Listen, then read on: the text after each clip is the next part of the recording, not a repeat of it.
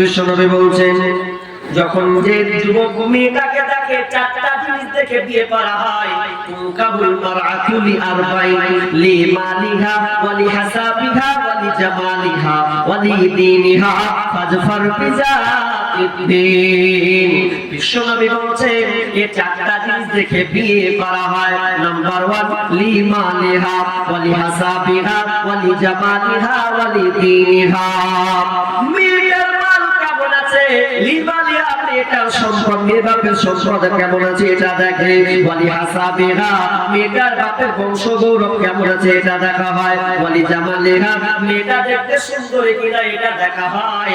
ওয়ালি দীনিহা মেয়েটার দিনদারিতা আছে কিনা এটা দেখা হয়। কিন্তু বিষ্ণু বলছেন চারটার মধ্যে যদি তুমি একটাকে পেয়ে যাও, তিনটা যদি এদিক ওদিক হয়ে যায়, কিন্তু দিনদারিতা মেয়েকে যদি পেয়ে যাও ফাজফার বিযাতিদ্দীন, তাহলে ওই দিনদারিতা মেয়েকে প্রাধান্য দাও।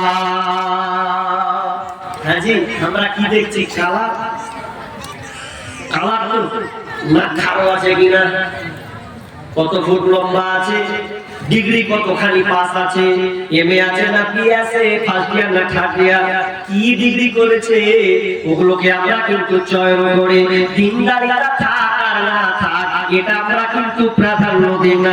এই জন্য দেখবেন সমাজে বেশিরভাগ 100-র মধ্যে 95-98% পুরুষ স্ত্রীর জ্বালাতে ভুগছে, শান্তি কিন্তু পায় না। এক ছেলে বিয়ে করেছে, বিয়ে করার পর নতুন বিয়ে করলে বহুর কাছে ঘন ঘন যা, ও আর যাই না, মন খারাপ, বলছে কদিন থাকলে ভালো লাগে না, বউটা ভালো পেলাম না গো। ভালো পাবি কেনে না, যে দেখেছিস তুই ইমানদার দেখেছিস ইমানদারি, তো ভালো বউ পেলো না, তো বাড়ি যেতে চাই না, চলারে ভাই বাড়ি যাবি না, যাবো না, তোর কাম তুই ছেড়ে লেগে যা, আমি যাবো না। ওই গাছের ডালে বসে বসে গান গাইছে, কত দুঃখ যে পেয়েছে, দিদি ভালো পাইনি হয়েছে। বউ আমার কথা শুনে না গো, বউ আমার কথা শুনে না, করি কি ভাই করি রে, মরি কি ভাই মরি রে, করি কি ভাই করি রে, মরি কি ভাই মরি রে, কত লোকের মরণ হয় শুধু আমার হয় না, ও আমার কথা শুনে না গো, ও আমার কথা শুনে না। ও আমার চোখ রানীর কথা দেখে লাগে বড় ভয়, ও আমার চোখ রানীর কথা দেখে লাগে বড় ভয়, বিয়ের পরে এত জ্বালা প্রাণে সহে না, ও আমার কথা শুনে না গো, ও আমার কথা শুনে না। কিন্তু দুর্ভাগ্য আমরা দেখিনি ইমানদার কোরআন পড়তে পারে কিনা, নামাজ পড়ে কিনা, এগুলো আমরা গুরুত্ব দিই না।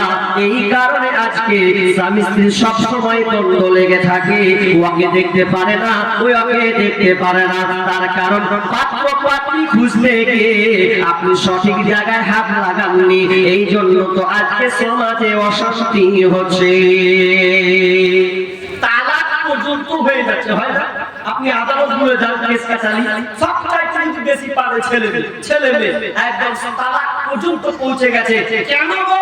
আপনি পাত্র পাত্রী ভালো নির্বাচন করেননি। আর আসলে সমাজে এখন পাত্রী পাওয়া খুব মুশকিল নেই। আপনাদের এদিকে মেয়েগুলো ভালো, কিন্তু আমাদের মুর্শিদাবাদের মেয়ে হাত কি সাজনি, এত সাজিল ট্রিং করে সাজেও আল্লাহ।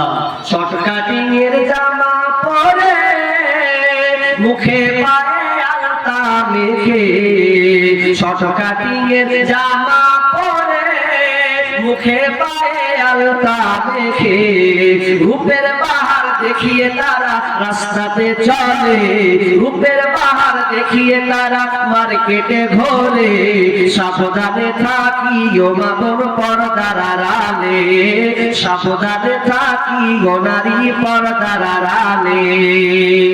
না নারী তোমাকে বলে তুমি একদিন স্ত্রী হবে, কারো বন্ধনে আবদ্ধ তুমি হবে, অতএব তুমিও ভালো হও। তুমি যদি বলো আমি ভালো পাত্রী নেব, ভালো পাত্র নেব, ভালো স্বামী নেব, তাহলে তোমাকে দিন মেনে চলতে হবে, তোমাকে পর্দায় থাকতে হবে। কারণ বিষ্ণু বলেছেন আল মারাতু আওরাতুন, মেয়ে হচ্ছে ঢেকে রাখার বস্তু, ওকে ঢেকে রাখতে হয়। কেননা ফাইদা খারাজাত ইস্তাসরাফাহা শাইতান, বিষ্ণু বলছেন যখন কোন নারী বাড়ি থেকে বের হয়ে যায়, যখন সাজগোজ করে যখন বেরিয়ে যায়, তখন পরপুরুষের চোখে ওই মেয়েটাকে আকর্ষণ করে দেখায়। মেয়েটা যেমনই হোক না কেন, শয়তান পুরুষের চোখে আকর্ষণ করে দেখায়, আকৃষ্ট করে দেখায়। এই জন্য বিষ্ণু বলতেন মেয়ে হলো, নারী হলো ঢেকে রাখার বস্তু, ওকে ঢেকে থাকতে হবে।